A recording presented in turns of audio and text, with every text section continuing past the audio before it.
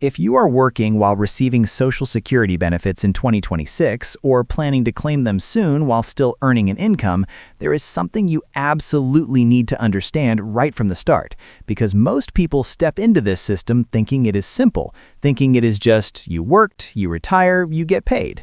But the reality is far more layered, far more conditional, and honestly, far more misunderstood than almost any other retirement program in the world.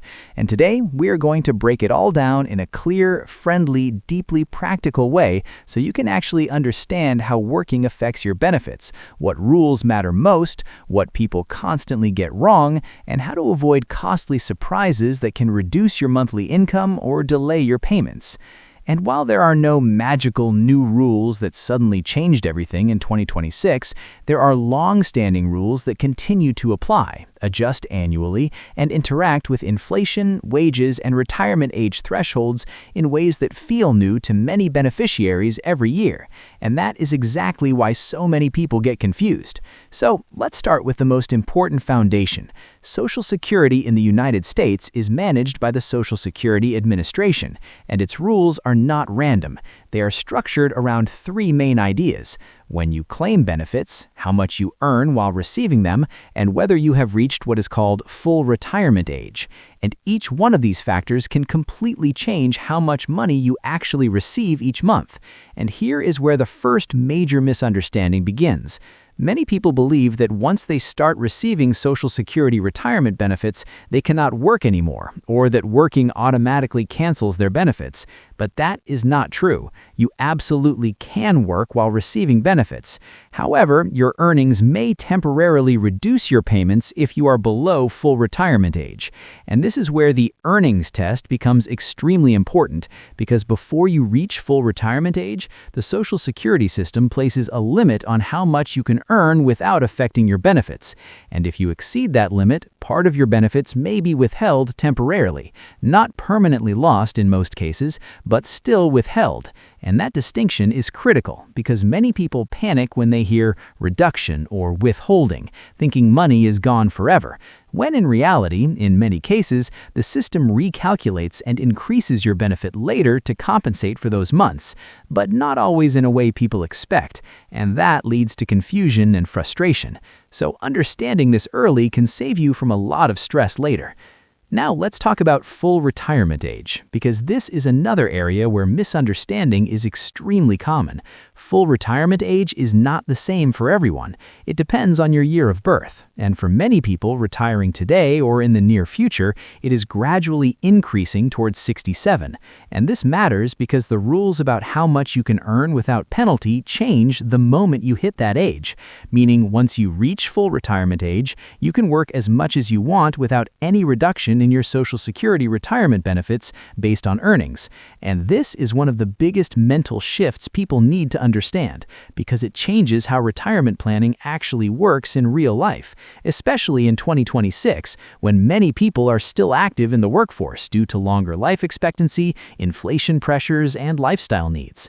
Now let's go deeper into how earnings are measured, because Social Security does not just look at whether you are working, it looks at your taxable earned income, which generally includes wages from a job or net self-employment income, and not things like investment returns or certain pensions. And this distinction matters because someone can have a high investment income and still receive full benefits while working part-time with no penalty, while another person with a modest wage income might see reductions if they exceed the threshold.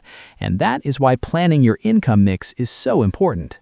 Another major point people misunderstand is that reductions before full retirement age are not simply lost forever, because when benefits are withheld due to excess earnings, the Social Security Administration typically recalculates your benefit at full retirement age to account for those months, effectively increasing your monthly benefit later. But the adjustment is not always obvious or immediate, and it can feel like the system is not giving the money back when in fact it is spread over your lifetime benefit calculation, which is why long-term thinking matters more than short-term monthly comparisons.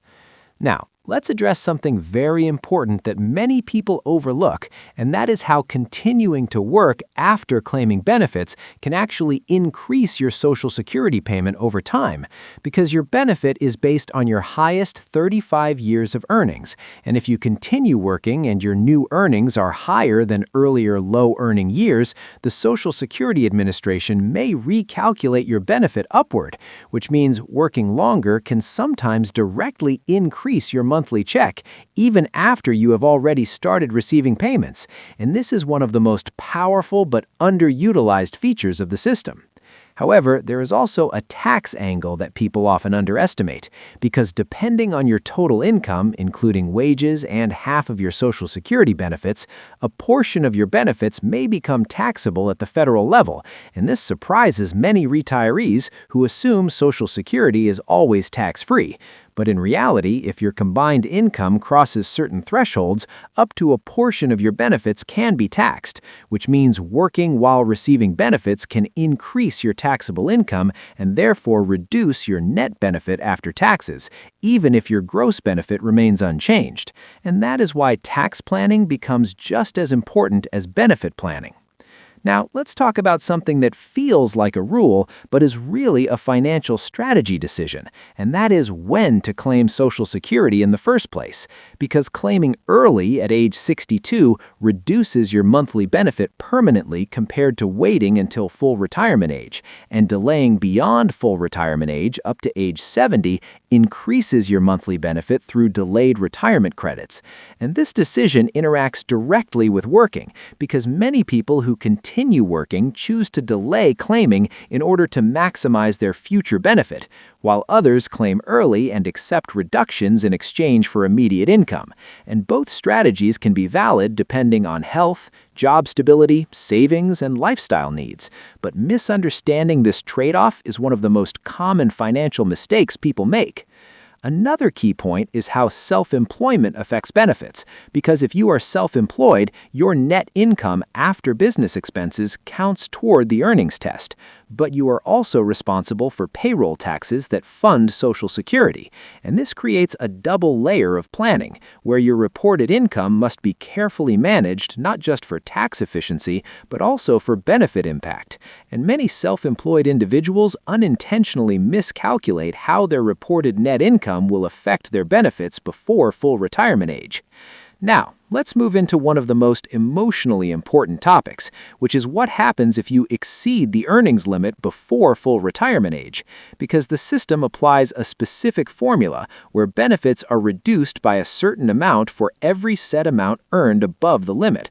And while the exact numbers adjust annually with inflation, the structure remains consistent. There is a yearly limit, and if you go above it, benefits are reduced proportionally.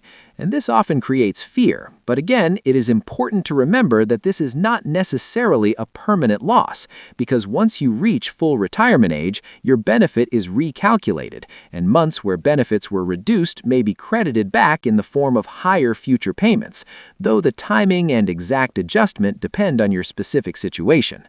Another misunderstood area is spousal and survivor benefits, because working while receiving those benefits can have different rules depending on age and type of benefit, and this is where people often get confused. Because survivor benefits may follow slightly different earnings thresholds and claiming rules compared to retirement benefits, and planning around them requires careful attention to age and income level.